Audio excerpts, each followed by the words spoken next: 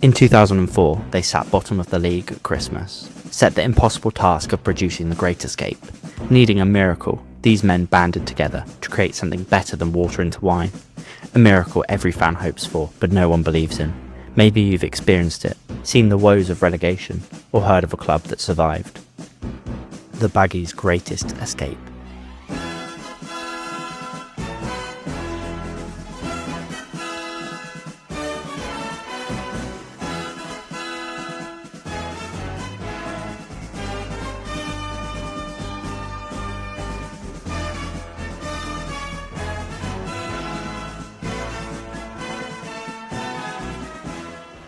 West Brom sat rock bottom of the Premier League on Christmas Day 2004, fact that already meant relegation. No club had stayed up after being in that position during the holiday season.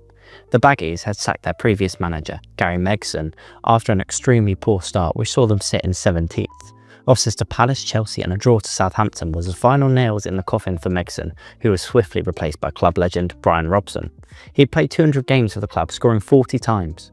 It was a strange appointment. Robson had picked up an average 0.8 points per game at his previous club Bradford and hadn't managed the top flight in 3 years. His start at the club was, well, diabolical. He picked up just 1 point in his first 6 games, including heavy losses away at Birmingham and at home to Manchester United. The single point was a 1-1 draw against Arsenal, who had just come off of an invincible season, an impressive result if you take away the other 5 games. Robson's boys sat rock bottom at Christmas, 5 points adrift, and performances that didn't look like they were going to change.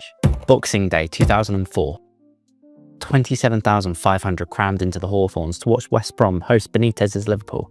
A strong squad featuring Gerrard, Alonso, Risa, Milan Barros and Kara, to name a few. It was the highest scoring game of that day.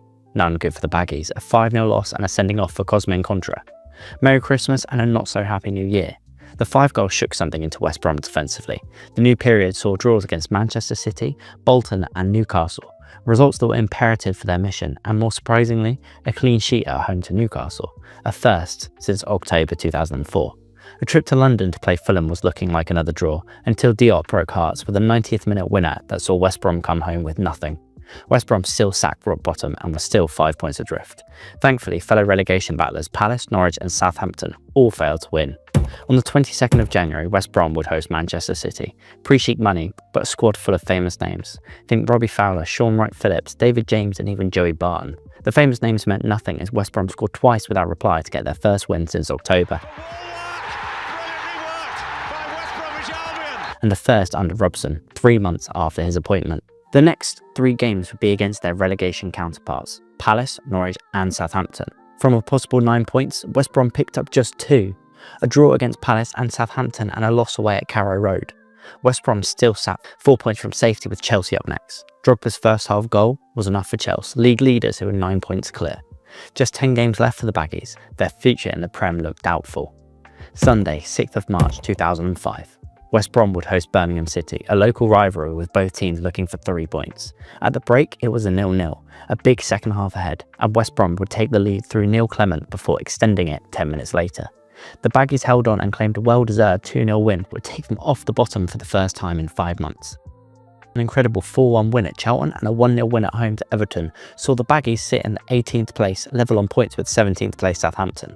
Survival looked hopeful, and across the next 3 games, that hope would become, well, even greater, picking up a further 3 points with draws against Spurs, Villa and Blackburn. West Brom were now in 17th place. All they had to do was match the results of teams below and they would survive. But football gives and football takes away. 4-0 loss away at Borough and a 2-0 defeat to Arsenal saw the Baggies back in the relegation zone. They sat in 19th with 2 games to go, Manchester United away and Portsmouth at the Hawthorns. Saturday, 7th of May 2005, Old Trafford, Manchester. Correct place as well. Oh, and they've gone for the early one and they found the net! Long for Horsfield. And Horsfield goes down. And it's a penalty. It's 1-1. A 1-1 draw, fantastic result on paper. In reality, dropped them back to the bottom. Just 2 points separating 17th place and 20th going into the final game. The only way West Brom survive is if Palace, Southampton and Norwich all drop points, while West Brom grab all 3. West Brom have got the better goal difference than Norwich, so a draw would be enough for them. Saturday the 15th of May, 3 p.m, all Premier League games kick off at the same time. Higginbotham is poised in the deep. Here comes Lassau's kick. Oh, and it's in! Southampton would take an early lead against Manchester United, while Norwich would go to Fulham. Around the 20th minute mark, Manchester United would equalise. As it stands, Southampton would stay up on goal difference. Things would quickly change before half-time. Charlton led at Palace and Fulham would grab another, almost sealing Norwich's fate. Spoiler, they would concede another 4, losing 6-0 at Craven Cottage and relegated.